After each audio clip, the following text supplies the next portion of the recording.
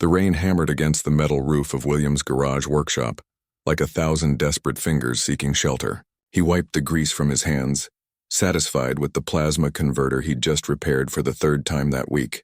The Galactic Council's technology might have been centuries ahead of Earth's, but it sure as hell broke down just as often. Outside, the neon lights of New Seattle reflected off puddles in the alleyway, casting everything in shades of pink and blue. The city had changed so much since first contact 15 years ago. Humanity had been welcomed into the galactic community with open arms, mostly.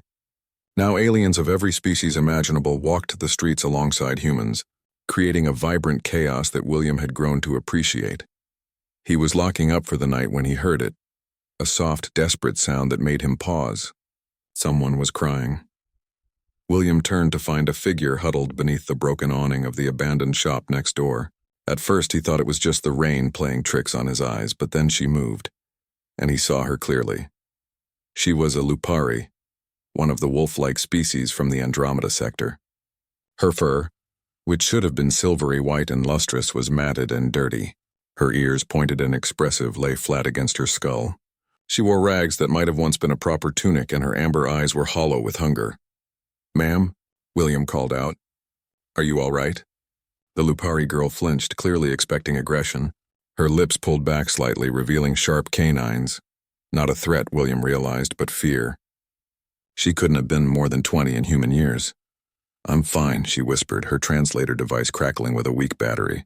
"Please, just leave me alone." William should have walked away. He had his own problems. The rent was overdue. His sister needed money for her medical treatments, and getting involved with a homeless alien would only complicate things. The Lupari weren't even popular among most aliens, let alone humans. Their planet had sided against humanity during the trade wars, but something about her eyes stopped him. "When did you last eat?" he asked. The girl, Melissa, according to the tarnished name tag still pinned to her rags, looked up at him with surprise.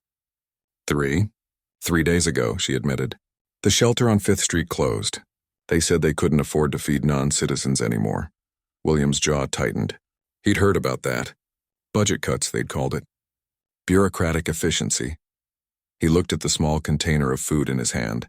His dinner, simple rice and vegetables. It wasn't much, but it was warm. He thought about his own apartment, empty except for him.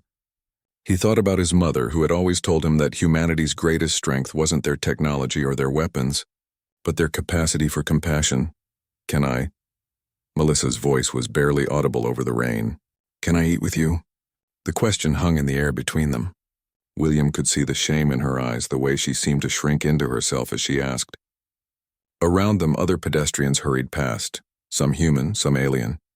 None of them stopped. None of them cared. William made his decision. "Come on," he said, unlocking his workshop again. "It's warm inside." Melissa stared at him as if he'd spoken an alien language her translator couldn't process. You want me to come inside?" "I've got tools worth more than my life in here," William said with a slight smile.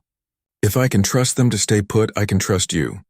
Besides, this food's not enough for one person, let alone two. I've got more upstairs." He did not, in fact, have more upstairs, but he'd figure something out. Melissa rose slowly, painfully, as if her body wasn't sure it remembered how. She followed William into the workshop, her eyes widening at the array of technology surrounding her. Starship components, alien computers, energy cells from a dozen different civilizations, all waiting for William's skilled hands to bring them back to life. William pulled up a second stool and divided his small meal into 2 portions. Melissa stared at the food as if it might disappear.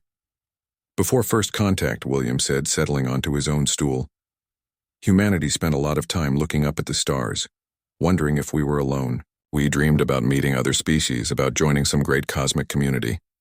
He picked up his chopsticks. "Turns out the universe isn't that different from Earth.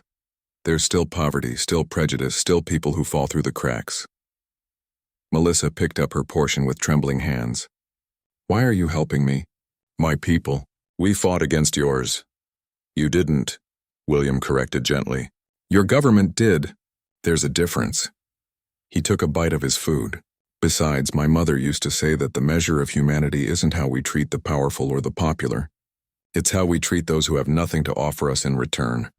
Tears began streaming down Melissa's furred cheeks. She ate slowly, savoring every grain of rice as if it were the finest delicacy in the galaxy. "What's your story?" William asked. Between bites, Melissa told him. She'd come to Earth as a student studying engineering. When the trade wars started, her funding was cut off. She'd tried to find work, but no one would hire a Lupari. She'd lost her apartment, then her dignity, then nearly her hope. "Engineering, huh?" William said thoughtfully. "My apprentice just quit last week. Pay's not great, but it includes a room upstairs and 3 meals a day." Melissa's eyes went wide. You're offering me a job?" "I'm offering you a chance," William corrected. "The rest is up to you." That night, as Melissa slept in the small apartment above the workshop, her first real bed in months, news of William's simple act of kindness began to spread. A customer who'd witnessed it had posted about it on the galactic net. By morning, William's workshop was flooded with messages. Aliens from across the galaxy, moved by the story of one human who'd chosen compassion over prejudice. Humans who were reminded of what their species could be at its best. The Galactic Council took notice. Within a week, new policies were enacted. Shelters reopened. Aid programs expanded. Protections for refugees strengthened. All because one mechanic had answered one simple question with an open heart. "Can I eat with you?" Yes, you can."